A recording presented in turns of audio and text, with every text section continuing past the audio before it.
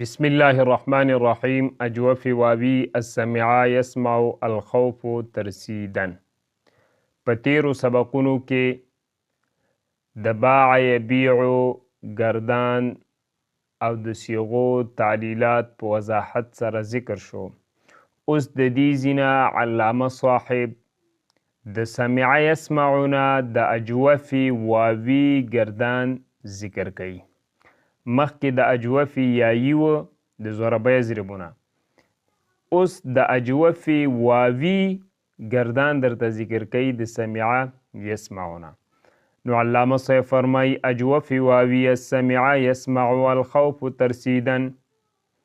مقصد د علامه صاحب د دې عبارت نه واخله تر را روان امر حاضر معروف خف خافا خافو تر دې ځي پورې درې خبرې بیانول دي، درې خبرې ذکر کول دي.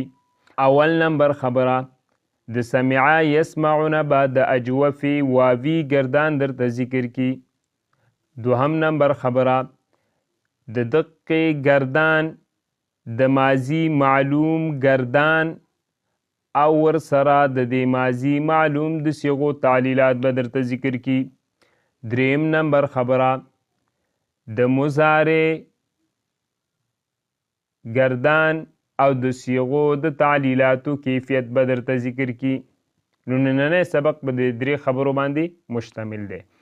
اول نمبر خبره چې د سمع یسمعونه د اجوف واوی گردان ذکر کول دي. نو دا اول نمبر خبره علامه صاحب په دې عبارت سره ذکر کوي. اجوف واوی السمع یسمع الخوف ترسیدا په معنا د یریدلو سره.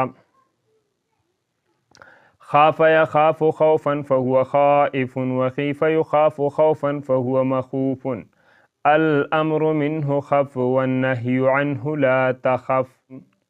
الظرف منه مخاف مخافان مخاوف ومخيف. والآلة منه مخوف مخوفان مخيف. مخوفة مخوفتان مخاوف ومخيفة.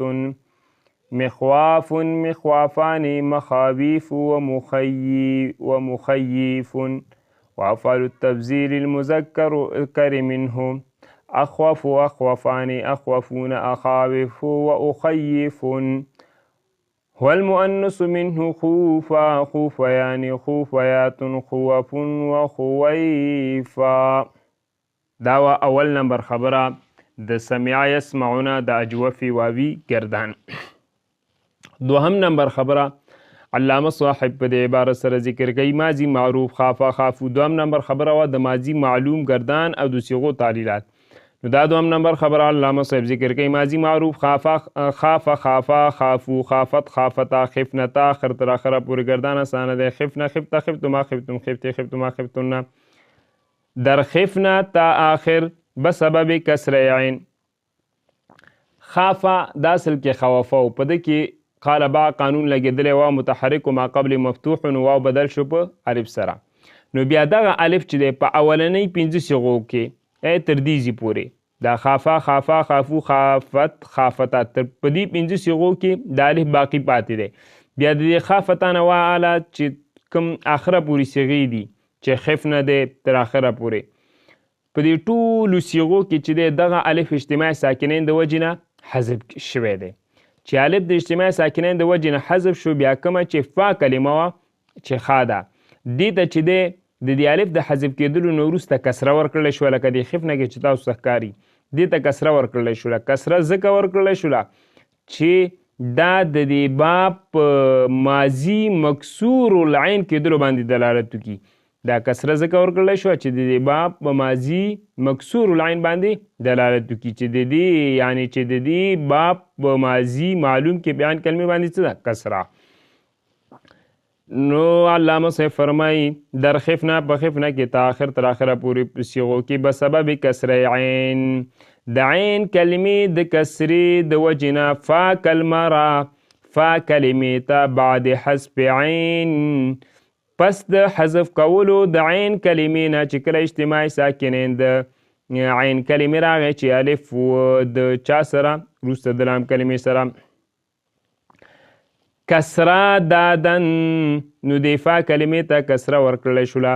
باقي صیغ را کومې چې باقي صیغې د ماضي معلوم دي خف نه والا تر آخره پورې. باقي صیغ را اعلال د باقي صیغو اعلال چې دی بقواعد د هغو قواعدو مطابق می باید بر آورد رایستل پکار دی کې نوشته ام چې مونږ لیکلی دي. نو په منځ کې به دا عبارت اول پریږدو دا به د دې سره ولګوو. بقواعد د هغو قواعدو مطابق نو منځ کې به دا عبارت پرېږدي. می باید بر آورد رایستل پکار دی یا کول پکار دی کې نوشته ام چې مونږ لیکلی دي. و در صرف قال اعمال آن شده او د قال په گردان کې د هغې اجرا شوې ده. و در صرف قال او د قال په گردان کې اعمال آن شده د هغې اجرا شوې ده. په دې ورسېدی دا وه دوهم نمبر خبره. او ماضی مجهول گردان خیف خیفا خیفو خیفت خیفتا خفنا خفتا خفتو ما خفتم خفت خفتو ما خفتون نخفتو خفنا اسانه گردان دی. او تعلیلات په دې کې چې د قیل بیا قانون په ماضی مجهول کې لګېدلی دی. نو خیف اصل کې خو فو نو د قیل بیا قانون د وجې نه د یا حرکت د واو حرکت چې کسره د هغه ما قبل ته نقل کړی شوله فا کلمې ته چې ښه د فا کلمې حرکت ضمه حذف کړلی شوله.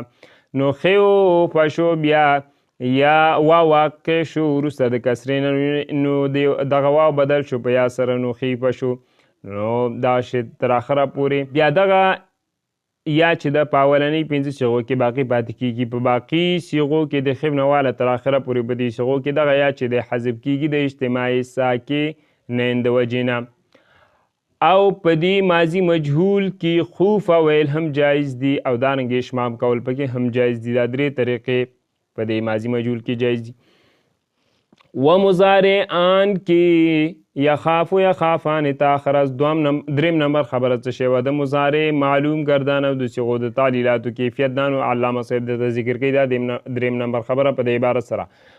و مضارع آن او مضارع د دې باب کې یخاف و یخافان تاخر از چې یخاف و یخافان تر آخره پورې دی. یخاف و یخافان یخافون تخاف تخافان یخافن تخاف تخافان تخافون تخافین تخافان تخافن خافون خافو مجهول یخاف یخافان یخافون تخاف تخافان یخافن تخاف تخافان تخافون تخافین تخافان تخافن خافون خافو. په بیا چې لن ناسبه په داخل کې لن يخاف لن يخاف لن يخافوا لن تخاف لن تخافا لن يخفن لن تخاف لن تخافا لن تخافوا لن تخافي لن تخافا لن تخفن لن اخاف لن نخافا. همدغه شانې موجود دی چې لم مجحد په داخل کې لم يخف لم يخافا لم يخافوا لم تخف لم تخافا لم يخفن لم تخف لم تخافا لم تخافوا لم تخافي لم تخفن لم اخف لم نخاف. مشکل نشته اسانه دي ګردانونه. اعلال مثل يقال يقالان تاخر شدا د دې مضارع په معلوم او مجهول کې چې دی اعلال دا په شان د یقالو یقالان شوی دی. څه رقم پکې شوی؟ یخاف اصل کې چې دی یخوفو او مضارع مجهول هم یخاف اصل کې یخوفو. نو واو متحرک و ما قبل د درې حرف صحیح ساکن و نو د یقول یبیع یا د یقال یباع قانون د وجې نه د دې واو حرکت ما قبل ته نقل کړی شو. واو باندې فتحه وه نو دغه واو بدل په الف سره شو نو ترې جوړ شو یخاف. همداسې شان ترې جوړ شو یخاف مضارع مجهول.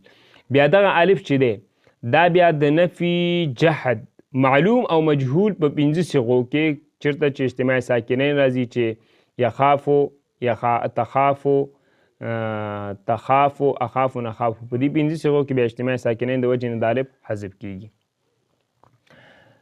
وای اعلال مثل یقال یقالان تاخر شدا او اعلال د یخافو یخافان په شان د یقالو یقالان تاخر شدا تر اخره پورې شوی دی.